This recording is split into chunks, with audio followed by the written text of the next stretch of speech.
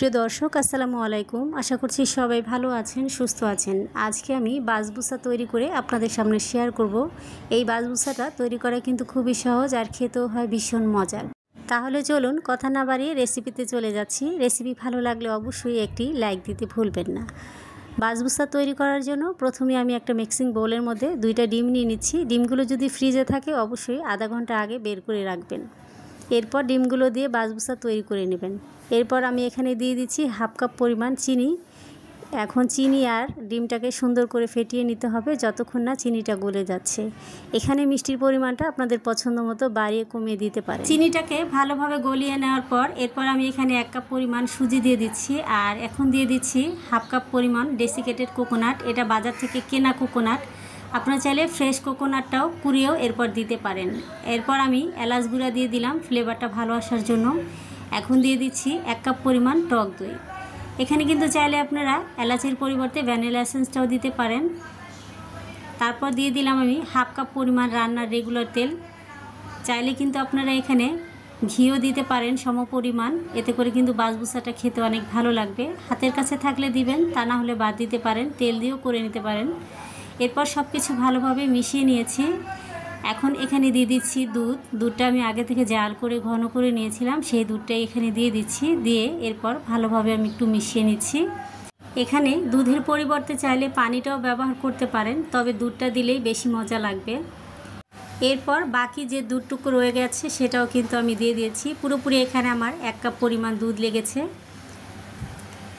তো দুধটা দেওয়ার পর সব কিছু আবারও সুজির সাথে ভালোভাবে কিন্তু মিশিয়ে নিয়েছি। এখন এখানে আমি একটা চালনির মধ্যে হাফ কাপ পরিমাণ দিয়ে দিচ্ছি ময়দা আর দিয়ে দিচ্ছি 1 চা চামচ পরিমাণ বেকিং পাউডার। এখন একটু ভালোভাবে মিশ্রণটাকে চেলে নিতে হবে। মিশ্রণটাকে সুন্দর করে কিন্তু চেলে নিয়েছি। এখন এই অংশটুকু ফেলে দিব। এরপর এখানে সামান্য একটু লবণ আমি দিয়ে দিলাম। যারা মিষ্টিতে লবণ পছন্দ না করেন তারা চাইলে বাদ দিতে পারেন।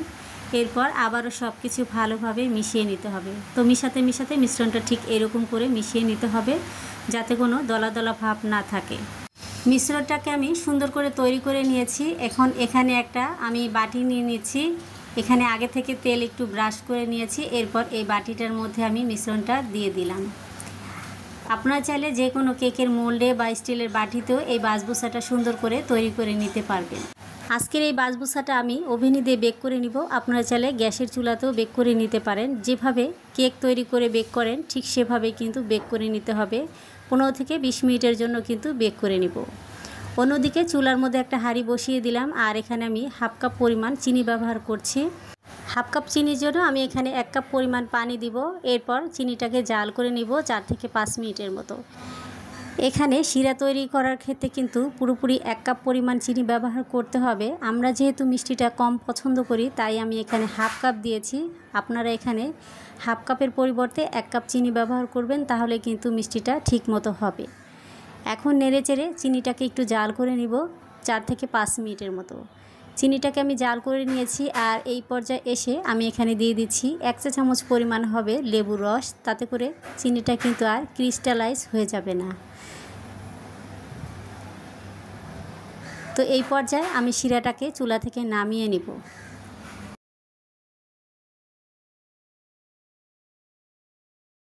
এরই মাঝে কিন্তু বাসবুসাটা হয়ে গেছে। এখন আমি একটা টুথপিকের সাহায্যে একটু চারপাশে ফুটো করে দিচ্ছি।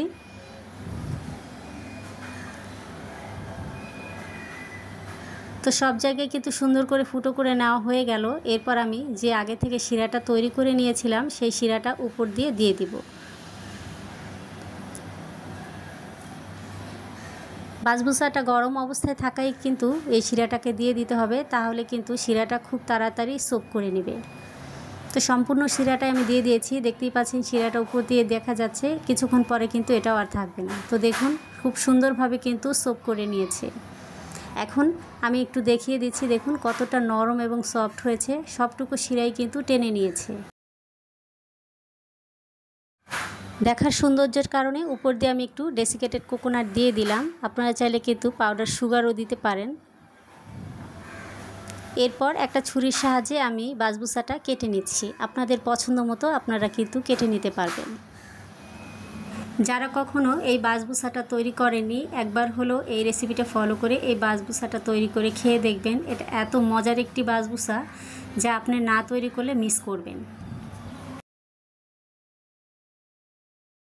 সুন্দর করে আমি কেটে নিয়েছি। এখন আমি একটু আপনাদের কাছ থেকে দেখিয়ে দিচ্ছি বাসবুসাটা কেমন হয়েছে। তো দেখুন মাশাআল্লাহ ভিতর থেকেও কত সুন্দর হয়েছে আর বাসবুসাটা কিন্তু একদম পারফেক্ট হয়েছে। সেম রেসিপি ফলো করে আপনারা বাসায় একবার হলো ট্রাই করে দেখতে পারেন।